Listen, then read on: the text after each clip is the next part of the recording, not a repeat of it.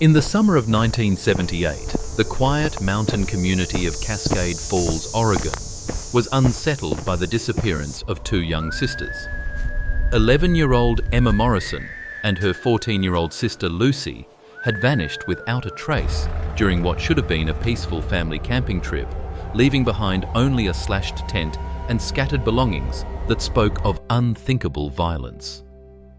But 15 months later, when hiker Rebecca Walsh stumbles upon a hidden cave deep in the Cascade Mountains, she uncovers a truth so devastating it would unravel the very fabric of a family's trust and lead to the most horrifying revelation imaginable. The morning mist clung to the Douglas firs like funeral shrouds as park ranger Tom Kellerman made his way through the Morrison family campsite. His boots squelched against the dew-soaked earth, each step echoing in the unnatural silence that had descended upon Pine Ridge Campground. The orange dome tent sat at the center of the cleared space, its bright fabric now dulled by shadow and torn open like a wound. The slash ran from the tent's peak to its base, clean, deliberate, purposeful. Inside sleeping bags lay twisted and empty, their synthetic filling scattered across the tent floor like snow. Emma's beloved stuffed rabbit, Mr. Hopscotch, sat upright against the tent wall, his button eyes reflecting the pale morning light with an accusatory stare. Kellerman crouched beside the tent's entrance, careful not to disturb the scene. The forest pressed in around him thick and watchful. Somewhere in the distance, a crow cawed once, sharp and final. The ranger's trained eye catalogued the details: no blood visible inside the tent, no signs of a prolonged struggle, but the precision of that cut spoke of someone who knew exactly what they were doing. 20 yards away, Patricia Morrison sat hunched on a picnic table, her husband Robert's arm wrapped around her shaking shoulders. Their faces bore the hollow expression of parents whose world had collapsed in the space between sleep and waking. They had discovered the torn tent at dawn, calling out their daughters' names until their voices grew raw and desperate. The silence of the forest seemed to mock their anguish. No childish laughter echoed through the trees. No small feet crashed through the underbrush. Just the whisper of wind through pine needles and the distant sound of Patricia Morrison's quiet sobbing carried away by the mountain air, like a prayer that would never be answered. Detective Sarah Chen arrived as the first search teams began spreading through the forest like ripples across dark water. Her unmarked sedan kicked up dust as it pulled into the gravel lot, the sound of car doors slamming cutting through the morning stillness. She moved with the measured precision of someone who had seen too many crime scenes, her notepad already in hand, before her feet touched the ground. The tire tracks were the first anomaly that caught her attention. Deep impressions pressed into the soft earth near the campground's eastern edge, where the maintained trail gave way to wilderness. The tread pattern was distinctive, wide, aggressive, built for off-road terrain. Chen knelt beside the clearest print, her fingers hovering inches above the dried mud. The vehicle had been heavy loaded down and driven with purpose rather than caution. Found something else, Detective. Search team leader Mike Santos emerged from a thicket of huckleberry bushes 30 feet from the tire tracks. In his gloved hands, he held a small pink sneaker. Emma's Patricia Morrison confirmed with a choked sob when Santos approached the family. The shoe was clean, undamaged, as if it had been carefully placed rather than lost in struggle. Chen interviewed the parents with clinical efficiency, her pen scratching across paper as she documented the timeline. The family had retired to their respective tents at 10:30 the previous evening. Robert and Patricia had been awakened at dawn by silence, the absence of their daughter's usual morning chatter. The torn tent and empty sleeping bags had greeted them like a nightmare made manifest. "Any family disputes?" Chen asked, her voice neutral. "Recent arguments? Anyone who might hold a grudge?" Robert Morrison's jaw tightened. "My brother James, we've had financial disagreements, but he wouldn't..." His voice cracked. "He loves those girls," as the search teams called out coordinates and grid references. Chen made her first notes about potential suspects. The methodical nature of the abduction suggested planning familiarity with the area and access to a substantial vehicle. The forest held its secrets close, but already she could sense the presence of predators, both human and other. James Morrison arrived at the campground like a storm front, his pickup truck rattling to a stop beside the growing collection of emergency vehicles. Chen watched him emerge from the cab, a lean man with calloused hands and eyes that darted away from direct contact. His relationship with his brother Robert had been strained for months. She learned ever since a heated dispute over their father's inheritance had split the family down bitter lines. "I came as soon as I heard," James said, but his voice carried an edge that made Chen's instincts sharpen. He approached Robert and Patricia with the awkward gait of someone unsure of their welcome, his work boots crunching against the gravel with each hesitant step. The discovery came an hour later when search volunteer Harold Fenwick, a soft-spoken man who ran the local camping supplies store, emerged from a dense cluster of vine maples 20 yards south of the campsite. In his weathered hands, he held a hunting knife wrapped carefully in a red bandana, its steel blade catching the filtered sunlight like a promise of violence. "Found it wedged between some rocks," Fenwick said quietly, his voice barely audible above the rustle of leaves. "Thought you should see it right away, Detective." Chen examined the weapon with growing interest. The knife was distinctive, a buck 119, with custom engravings on the handle. James Morrison's initials were etched into the brass guard. When confronted, James's face drained of colour, his hands trembling as he patted his empty belt sheath. "I don't understand," he stammered. "It was in my tent last night. I always keep it secure." His eyes darted between the knife and his brother's horrified expression. "Robert, you have to believe me. I would never hurt Emma and Lucy. They're my blood." But Chen noted the defensive wounds on James's forearms, fresh scratches that could have come from struggling children or thorny underbrush. She observed how he avoided looking directly at the torn tent, how his breathing quickened when questioned about his whereabouts during the night. The evidence was circumstantial, but compelling motive means an opportunity converging, like hunting hounds on a scent. As James was led away for formal questioning, Harold Fenwick stood quietly beside his truck, methodically cleaning his glasses with a handkerchief. His movements were precise, almost meditative, and Chen caught him watching the family's anguish with an expression that seemed carefully neutral, neither surprised nor particularly disturbed by the morning's revelations.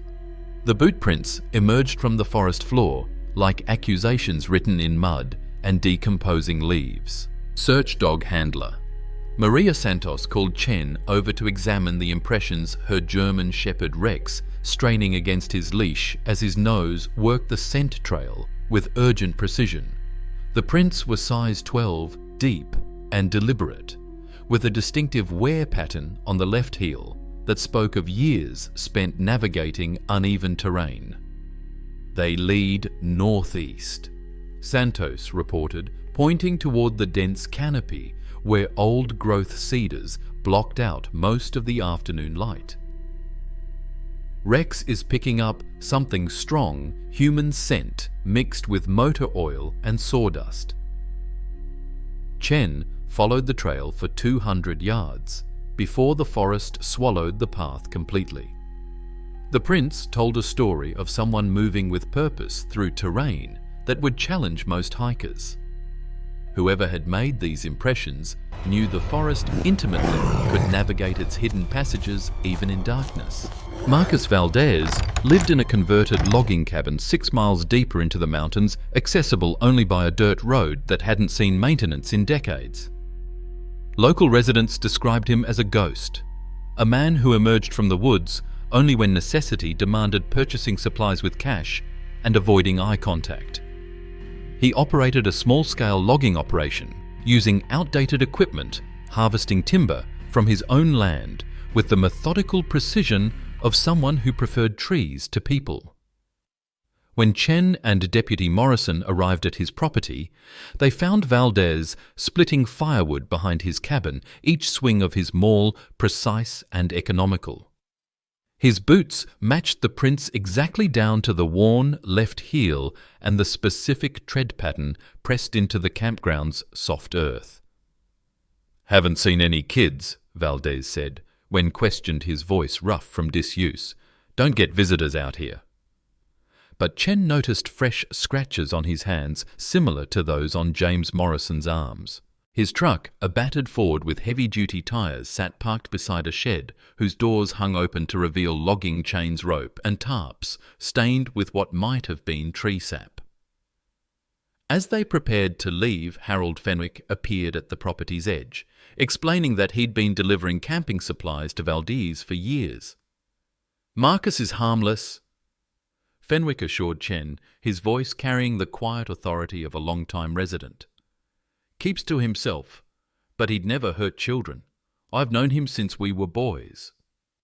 Yet Chen couldn't shake the image of those deep boot prints leading away from the campsite, disappearing into a forest that seemed to protect its secrets with the jealousy of a spurned lover.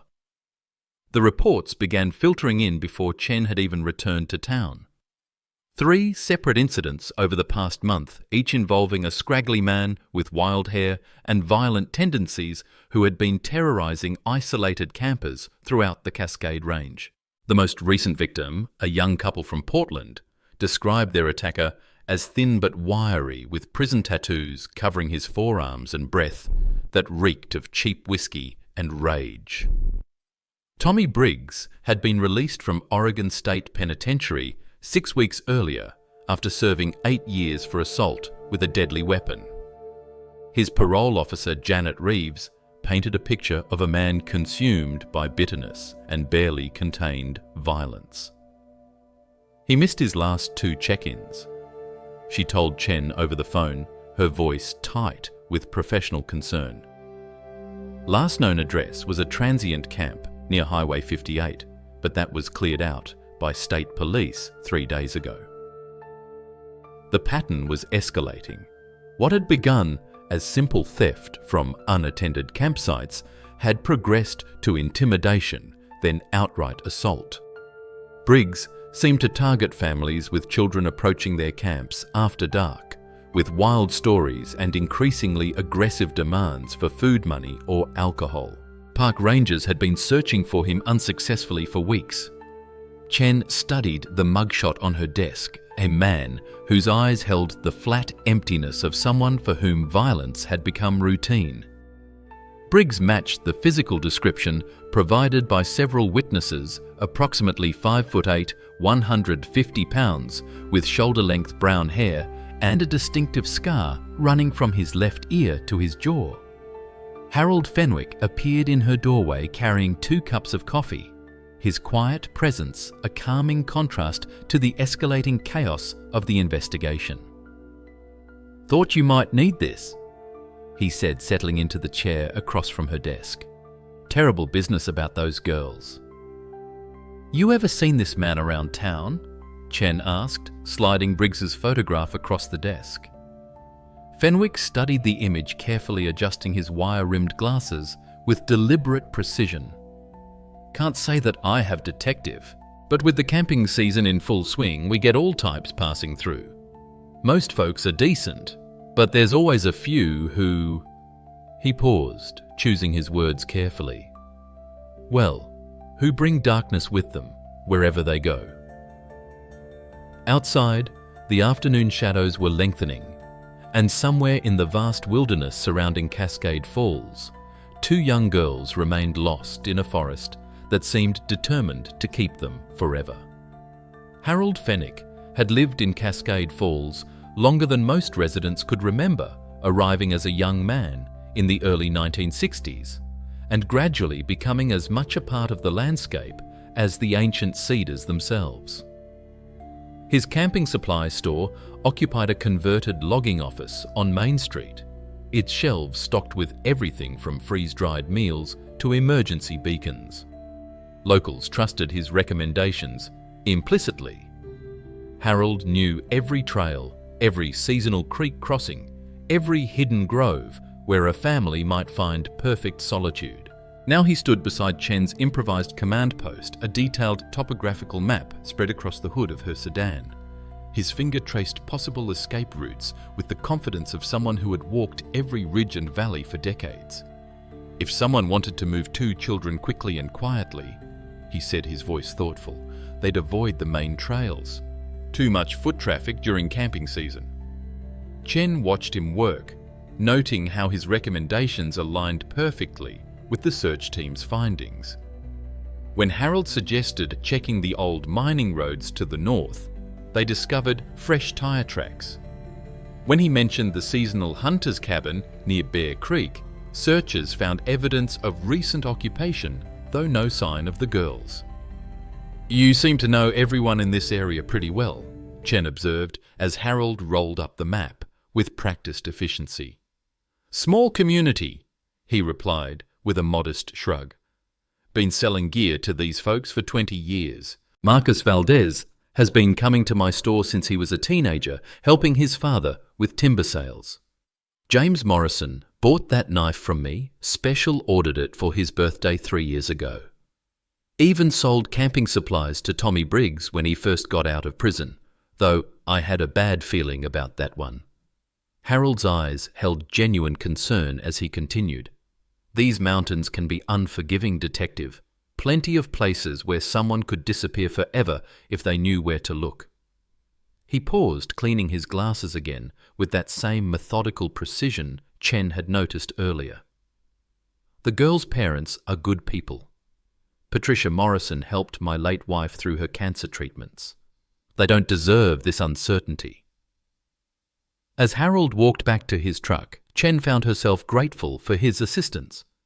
In a case growing more complex by the hour, it was reassuring to have someone who understood both the terrain and the people involved.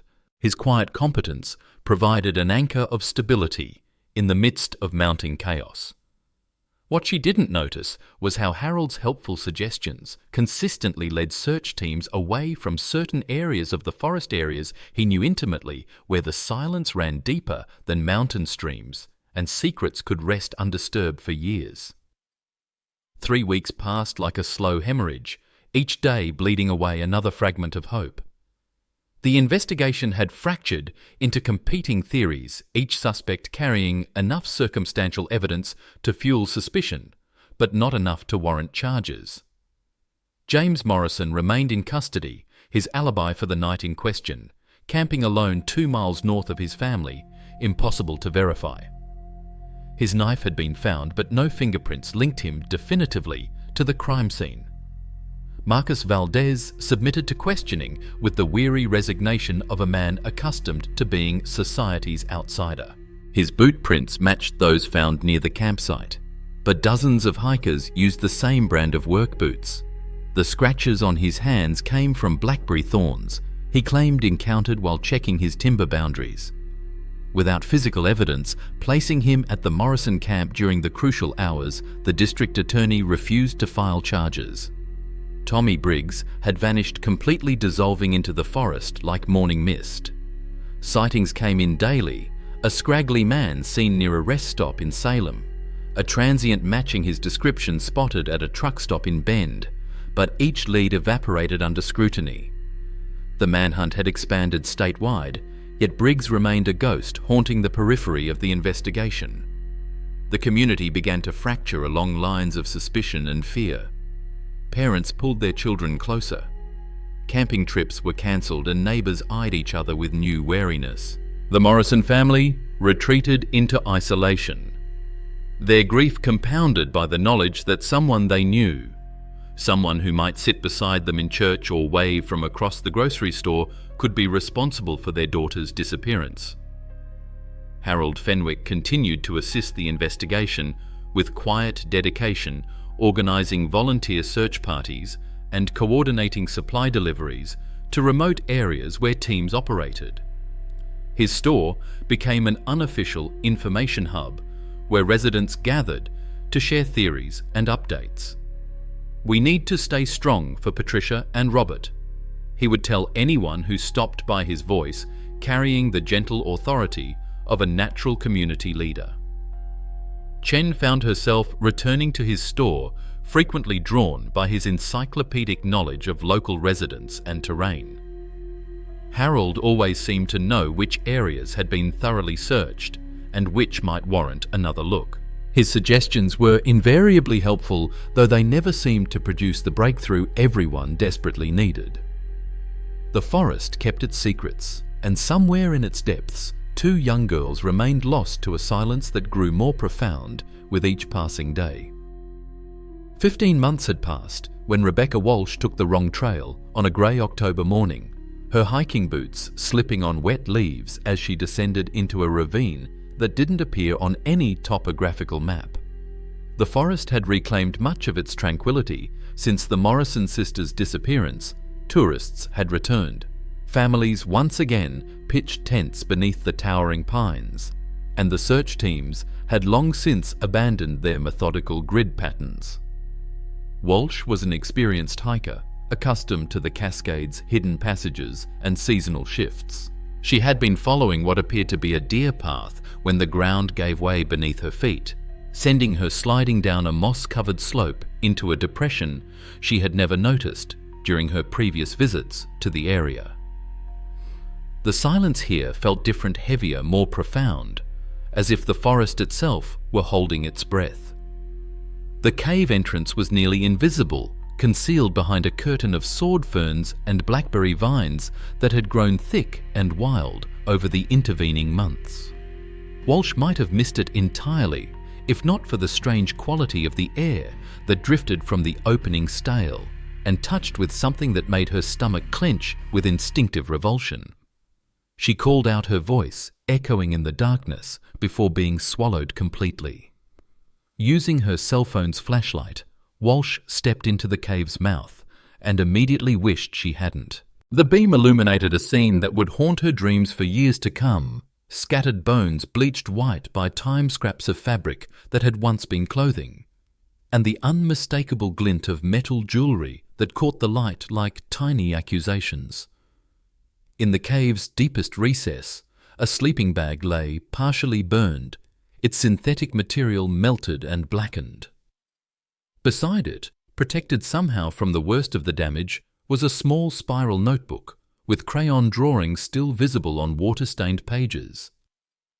Walsh's hands shook as she backed toward the entrance, her mind struggling to process what she had discovered in this hidden grave. Within hours, the forest around Bear Creek Ravine was once again filled with the sounds of investigation crime scene photographers, forensic technicians, and Detective Chen, who approached the cave with the grim satisfaction of someone whose worst fears had finally been confirmed. The Morrison sisters had been found, but their discovery raised more questions than it answered. Harold Fenwick arrived with the second wave of investigators carrying fresh batteries for their equipment and thermoses of hot coffee. He stood at the cave's perimeter, his expression carefully composed as he watched the forensic team work with methodical precision in the depths where two young lives had ended. The forensic anthropologist worked with the reverent precision of an archaeologist, each bone catalogued and photographed before being carefully removed from the cave floor. Dr. Lisa Martinez had seen enough crime scenes to maintain professional detachment, but something about the careful arrangement of the remains suggested a level of deliberation that made her skin crawl with unease. "Two individuals," she reported to Chen, her voice echoing in the confined space. "Based on bone development and dental records consistent with females aged 11 and 14. Time of death approximately 15 to 18 months ago." The clinical language couldn't mask the horror of what they had found Emma and Lucy Morrison, reduced to scattered fragments in a tomb of stone and shadow. Personal effects told their own grim story. Emma's small silver bracelet, a gift from her grandmother, lay tarnished but intact near the cave's eastern wall. Lucy's class ring from Cascade Falls Middle School had been carefully placed atop a flat stone, as if displayed for viewing.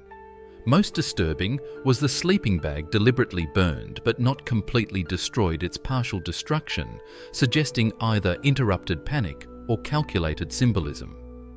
Chen examined each item with growing unease. The positioning wasn't random. Someone had arranged these remnants with thought and purpose. "Any signs of how they died?" she asked Dr. Martinez. "No obvious trauma to the bones themselves," came the reply. "But soft tissue decomposition makes it impossible to determine cause of death at this stage. What I can tell you is that the bodies were moved here after death occurred elsewhere."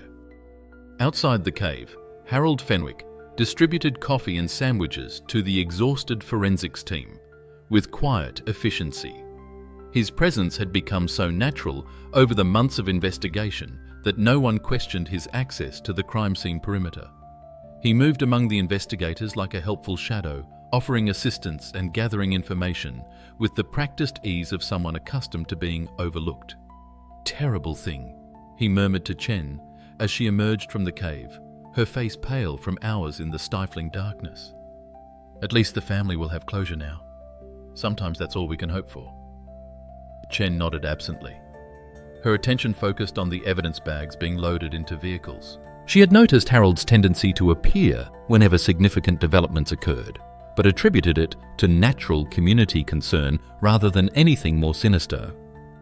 In a case filled with obvious suspects, the quiet camping store owner remained invisible exactly as he intended. The drawing emerged from the scorched sleeping bag like a message from the grave, its edges singed, but the crayon marks still vivid against the construction paper. Evidence technician Mark Foster handled it with the delicate precision reserved for the most fragile artifacts, his gloved hands trembling slightly as he held it up to the portable lighting system they had rigged outside the cave. "Detective Chen," he called, his voice carrying an urgency that made everyone within earshot stop their work. "You need to see this." The drawing was unmistakably Emma's work. Chen recognized the 11-year-old's characteristic style from art projects she had seen during interviews at the Morrison home.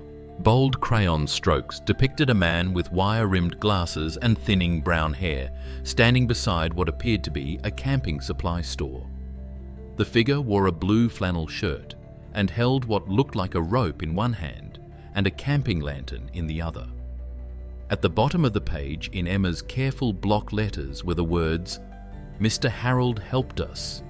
Chen felt the forest tilt around her as the implications crashed over her like a physical force. She looked up to find Harold Fenwick standing 20 feet away, his face a careful mask of concern as he distributed supplies to the forensics team. In that moment, she saw him as if for the first time, noted how he always seemed to know exactly where to search, how his suggestions consistently led teams away from certain areas, how he had appeared at every crucial moment of the investigation. "When was this drawn?" she asked Dr. Martinez, her voice barely above a whisper. "Based on the crayon composition and paper degradation, I'd estimate within hours of death. The paper was protected by the sleeping bag's interior pocket. That's why it survived the fire." Chen's mind raced through 15 months of investigation, reassessing every interaction with Harold through this new lens. His intimate knowledge of the suspect's equipment and habits, his uncanny ability to predict where evidence might be found, his constant presence at the crime scene perimeter, always helpful, always watching. She looked back at the drawing, her hands trembling as she held Emma Morrison's final testimony. The child had trusted Harold enough to call him Mr. Harold, had drawn him in what appeared to be a moment of assistance. But the rope in his hand and the isolated location told a different story, one of betrayal so profound it defied comprehension. Harold Fenwick caught her staring and approached with his characteristic quiet concern. "Finding anything useful, detective?" he asked, his voice carrying the same gentle authority it always had. For the first time, Chen heard something else beneath the surface, a careful control that had always been there hiding in plain sight. Chen kept her expression neutral as Harold approached, every muscle in her body coiled with newfound awareness. She folded the drawing carefully and slipped it into an evidence bag, her movements deliberate and controlled. "Just trying to piece together the timeline," she said, surprised by the steadiness of her own voice. Harold's eyes flickered to the evidence bag with an intensity that lasted only a fraction of a second, but it was enough. In that momentary lapse, Chen saw the predator that had been hiding behind 20 years of helpful smiles and community service. She began walking toward her vehicle, each step measured and casual, while her mind raced through the devastating pattern of manipulation that had defined this entire investigation. He had planted James Morrison's knife, she realized, had access to it through his store, knew James always carried it camping. The tire tracks belonged to Harold's delivery truck, which he used to transport camping supplies throughout the forest. He had guided Marcus Valdez's questioning, emphasizing the boot prints he knew would be found because he had planted them himself, or simply waited for the hermit to walk the same trails Harold had used to transport the bodies. "Detective," Harold called after her, his voice carrying a new edge. "Is everything all right?" Chen turned her hand, resting casually near her service weapon. "Tell me about Tommy Briggs Harold. When exactly did you sell him those supplies?"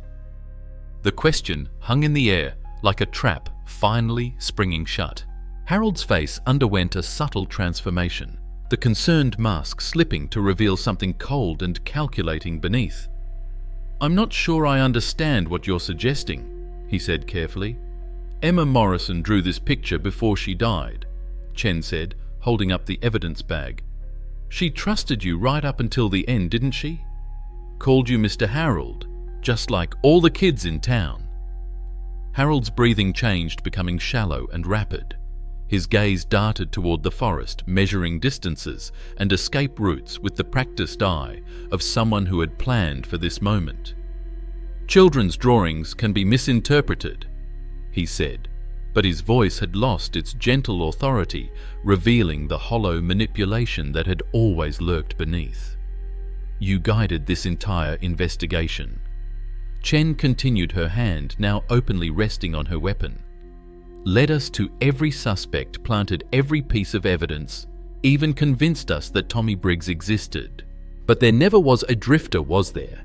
Just you using your reputation and knowledge to orchestrate the perfect misdirection." Harold Fenwick smiled, then a expression devoid of warmth or humanity. And for the first time in 15 months, Chen saw the real monster who had been hiding in plain sight. The transformation was complete now. Harold Fenwick, the helpful community pillar, had vanished entirely, replaced by a predator whose 20-year masquerade was finally crumbling. He moved with sudden, fluid grace toward the tree line, no longer bothering to maintain his carefully constructed facade of harmless concern. "Harold, stop!"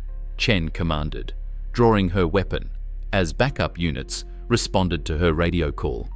But he had already reached the forest's edge, disappearing into terrain he knew more intimately than any search team ever could.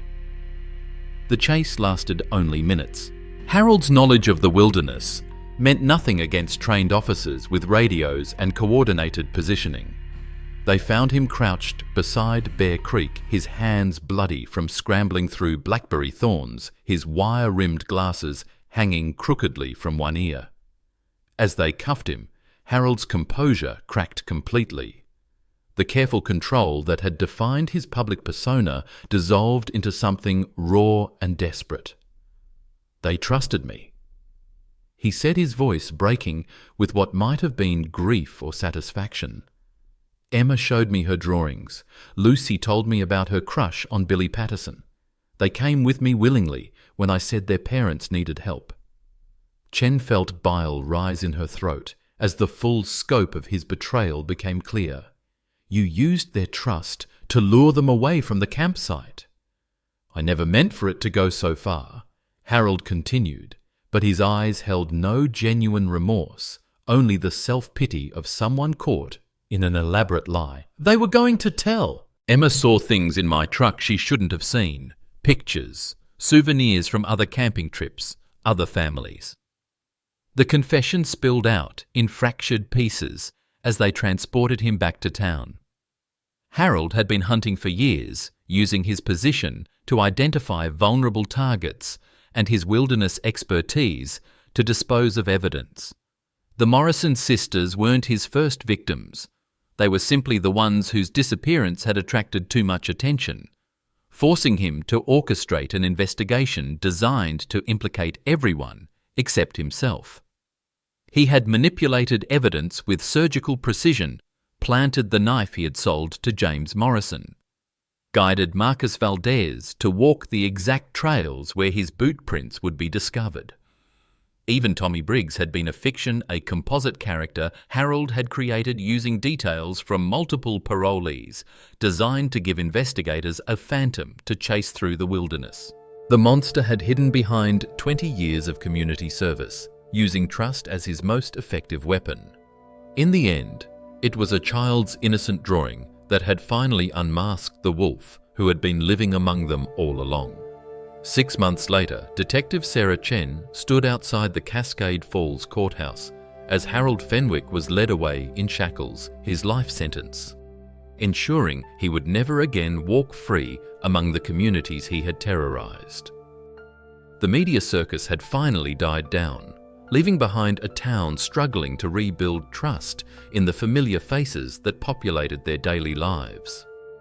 Patricia and Robert Morrison sat on the courthouse steps, their hands intertwined, as they watched the man who had murdered their daughters disappear into the transport vehicle. The trial had revealed the full scope of Harold's crimes. 7 other families across 3 states. Children who had vanished during camping trips, orchestrated by a man who had spent decades perfecting his predatory craft. "At least we know," Patricia whispered, her voice carrying the weight of 15 months of uncertainty. "At least Emma and Lucy can rest now."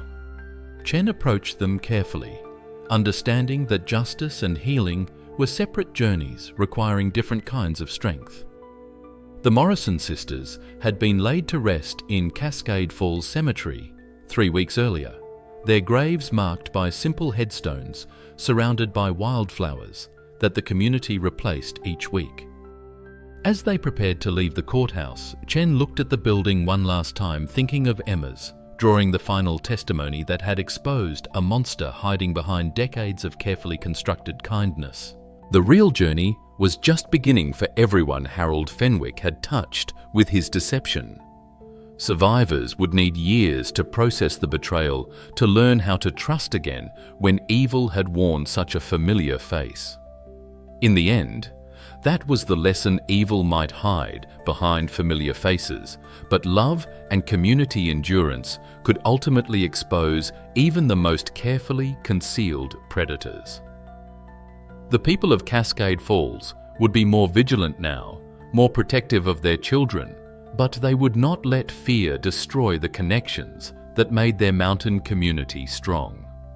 As they moved toward the parking lot, Chen squeezed Robert Morrison's shoulder gently. "The girls knew they were loved," she said quietly. "That's what Emma's drawing really showed, that even in their final moments, they believed someone was trying to help them."